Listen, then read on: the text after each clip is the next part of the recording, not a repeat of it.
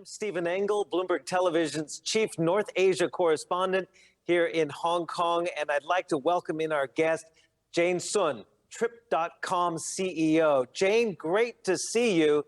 So obviously, the world has gone up and down as far as the pandemic. Some parts of the world are opening up, other parts, like China and here in Hong Kong, a little bit more restrictive.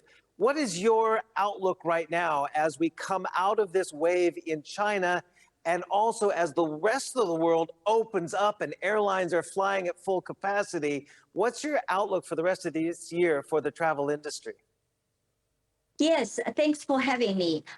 We remain to be very optimistic about the travel industry in the long run. What we saw in the rest of the world should be very indicative that travel will rebound really rapidly once the border opens.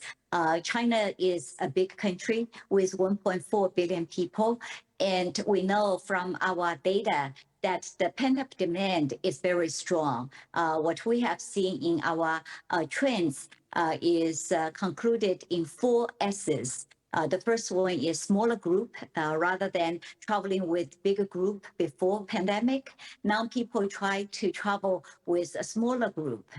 They normally hire a driver, tour guide, with their family or close friends. The second S is people also pay lots of attention to safety. The third S is short booking window. And the last S is people pay lots of attention to sustainability. So in our selection, we indicate the hotels which promotes eco-friendliness, as well as the airlines, which promotes eco-friendliness during their travel. So these are the trends that we have seen so far. Is it too early to project when China is going to come out of its travel slump, at least domestically? Because Shanghai is just coming out of lockdown. Other areas in China are still having some movement restrictions. Can you kind of have any clarity? Unlike the rest of the world, where like Alaska Airlines CEO says he's never seen it this busy. Other areas are also seeing big bookings for this summer. How down is China this summer? Yeah, so far after Shanghai lockdown is over, we have seen positive trends, particularly in the southern part of China and the west side of the China. The data we have seen are getting very close for this area towards the 2019 pre-COVID level. So hopefully we can keep the infection of the virus down, as well as boost the travel industry. Jane, how are you seeing the rising ticket price environment? And of course, jet fuel prices have been rising quite sharply. Is that a deterrent at all? Or are people really latching onto this revenge travel theme and they're willing to pay extra to travel now? Yeah, so far we have seen the impact is manageable. Lots of people are traveling for business because they need to catch up with their business partners. So the demand is quite resilient.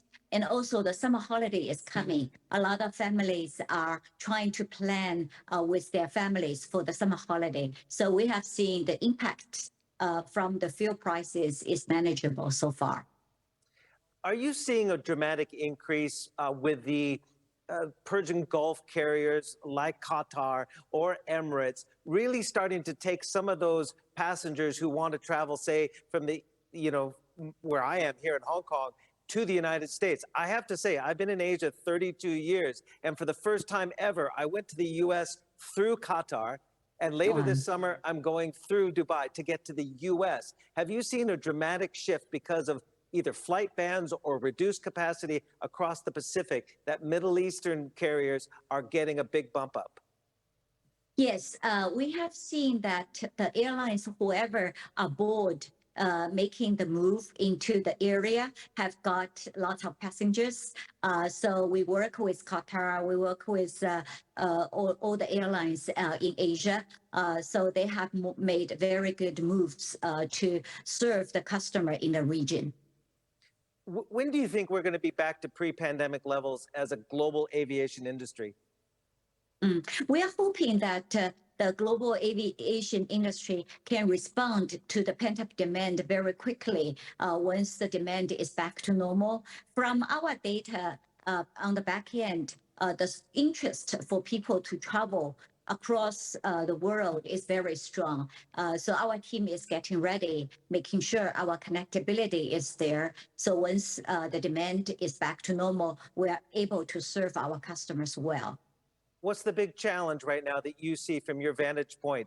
I mean, I know here in Hong Kong, we have a problem. Cathay Pacific is down to about 2% of its capacity for passenger flights. Its role as a regional aviation hub is seriously restricted because of the COVID restrictions and the lengthy quarantines and the potential flight bans.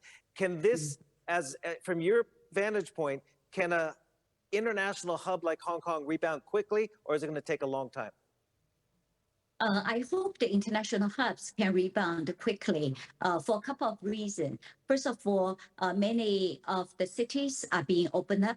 So these cities have been accumulate a lot of experience as well as the data, which will give valuable advice to the cities that is still being opened up later on. Secondly, the vaccine rate for many countries are rising, so that gives more confidence for the people to travel later on. Thirdly, we also have more data from the rest of the world to show how we can make sure people are safe when they are traveling. That also can boost the confidence for the people around the world. So we remain to be optimistic.